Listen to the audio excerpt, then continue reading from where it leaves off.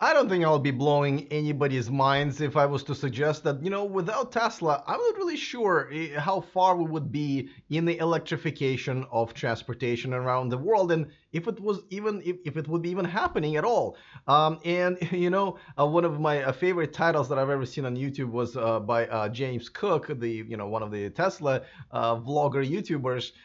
He had the title, one of the greatest Tesla achievements, the Jaguar I-Pace. And as funny as that headline, the title was, it was really true.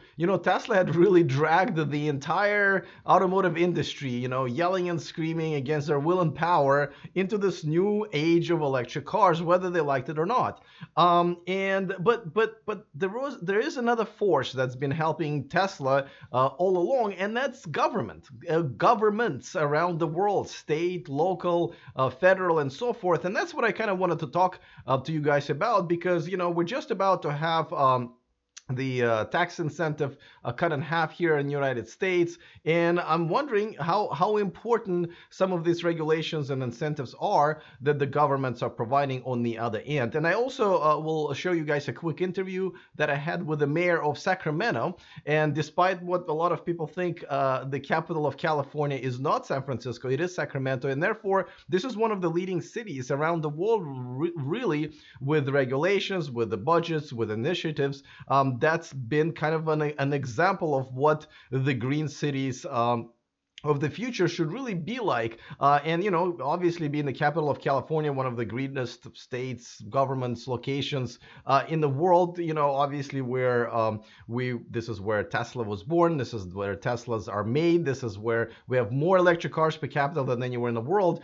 So it was interesting what he had to say. But let's talk about whether or not we really needed the government and still need the government to push this whole thing forward and to help Tesla really to turn everything around in the industry. All of this is coming up next. Taking over the world, electrifying the world, electric. Thank you to all of you who are supporting me on Patreon. And of course, if this is your first time here on my YouTube channel, welcome. If you are interested in staying up to date on everything that's going on in the world of electric cars, well, there's a subscribe button down there. So just go ahead and click on it. It's free. That way you won't miss anything moving forward. Okay, let's talk government. And, first and foremost, as you guys know, and the reason I'm kind of even talking about this is because, starting January 1st, the tax credit, the federal tax credit here of $7,500 is going to be cut in half for Tesla sales. And there are some, worrying numbers that we've seen around the world when governments cut incentives. I believe in Taiwan it was earlier this year where the incentives were taken away, and Tesla really had to kind of let a lot of their employees go because the sales started to fall. And there are a few other examples. I believe now it's what's going on in Europe with plug-in hybrids that where the incentives went away and people kind of stopped buying them. But it would be interesting to see. And I know it's Tesla, right? So there's it's mainly Model 3 where there's a huge line, and it looks like they might be okay here in the United States. Plus, they will be selling a lot of cars in Europe by then.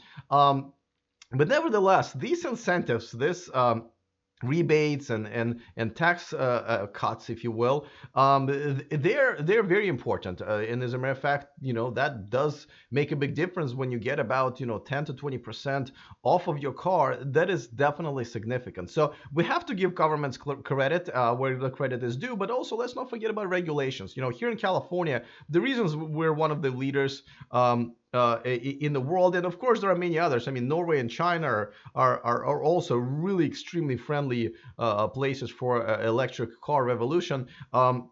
The regulations that so a lot of cars being imported into California, and here we have very strict regulations on the pollution, and therefore this was something that our state and many other states in the United States and now in China that are required the industry to change. As a matter of fact, in China, I believe next year, whoever wants to import or make the cars and sell cars in China, I believe 10% of them have to be electric powertrain, and I think they're going to be raising it with every year after that. That's very aggressive.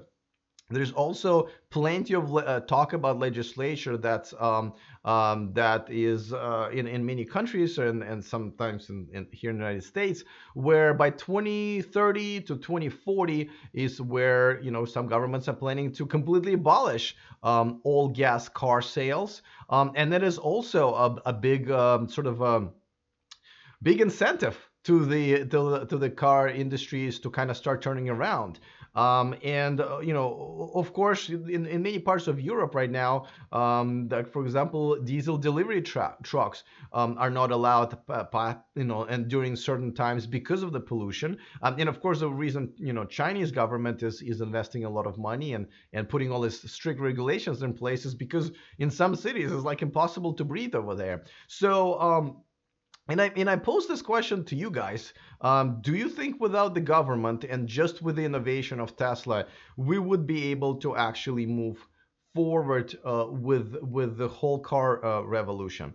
Now, before I answer that question myself and before I show you guys my interview with the mayor of Sacramento, Darrell Steinberg, let me remind you that this channel and this show is sponsored by Evanex, the aftermarket accessories for Tesla. There's a discount code in the description of this video, sort of a rebate, if you will. Not the government, just from Evanex to all of us here.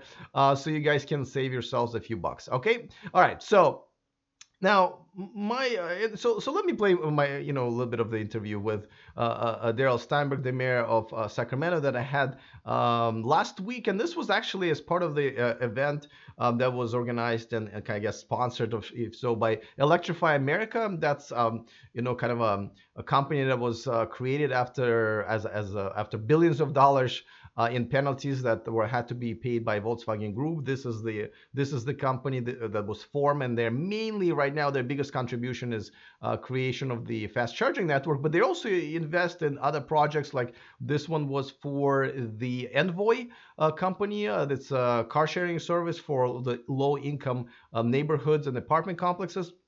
So this is an event where I caught up with Darrell, and here's our conversation. Sacramento is one of the leading cities in the United States as far as green energy is concerned. Tell us, what are the things that you guys are doing here to promote electric cars and green energy that others may not be? Well, we're doing it. I mean, look at to be seen as the designee for a $44 million grant through Electrify America was a real signal that people are seeing Sacramento differently, not just a government town anymore. We want to be the center of innovation, technology, clean fuels, clean energy. And this is, as many of the speakers said, a real combination of mixing our most important values. This is about accessibility for low-income people and people who otherwise have very limited ways of getting around. It's about affordability. It's also about climate and air quality. And whenever you have an initiative that combines the best of your most important values, you have a winner here. I think we're going to look back on this and say, boy, we don't recognize what transportation mobility. We don't remember what it was like back before 2018, because it's changing quickly. It's EVs. It's going to be clean autonomous vehicles. It's electric shuttles. And we can only imagine what's next. We've already seen it in Sacramento. We've had this little jump bike revolution. People are so excited about it. And now we're going to the next phase and the next stage. I just moved here, but why do you think maybe it's a little bit tougher for non-Silicon Valley residents in general cities and states to adopt electric cars? Is it the price, or is it just a fear of unknown? I don't really know. I mean, I think it takes kind of the right size city with the right mentality to say yes. I mean, we're hungry for more innovation. We're hungry to be the testing ground for new clean technologies because we're trying to diversify our economy. We are proud to be the center of public service, but it's limited state government. And we want to grow industry because it's more jobs and more opportunity for young people from our neighborhoods. And we also, like the rest of the country and world, right? We've got to take on the climate challenge in a very aggressive way. So I think part of it is just a willingness to say yes. And that's what we're doing in Sacramento. Well, so it's kind of hard to get a lot out of politicians, right, during an interview. But I gotta tell you, like, you wouldn't hear something like this, 5, 10 years ago, obviously, from a mayor of any city, really. I mean, and I have to say, just being part of the event and just hearing some other people talking to him in private, because it was kind of a big group of people. I mean, him and the government seems to be very much behind this and very much excited about this. This is no longer a kind of controversial topic here in California. So this is really great. But to answer the question about whether or not Tesla could have made it without the government's help, I'm going to be very careful to say yes, because I think those of us who bought it early, we were impressed obviously with the technology and we wanted to buy technology, so that was extremely important. But and I know there are a lot of different discounts and ZEV credits and how Tesla made some money, but I think people who are now buying the Model 3, these are still the people who will be buying it because it's a great product. And Tesla was smart enough to advertise the standard range at $35,000 rather than $25,000 after all of the credits and rebates. So I think the product is so good. As much as I give Tesla grief for that, but overall there would be plenty of people in lines to buy this product, and because of that, I feel the competitive advantage would have just forced the rest of the competition and the rest of the industry try to catch up to Tesla once they start seeing that that Tesla is just taking their money away from them. Would it be happening a little bit later because a lot of these companies are relying on this incentives? Yes, probably it would have taken them a little bit longer to realize it. Would Dieselgate happen sooner or later? I mean, let's just assume it would. But I'm gonna go with what I've kind of always said, that I think Tesla have created such a great product that people who buy Teslas are not necessarily buying them because they're electric cars.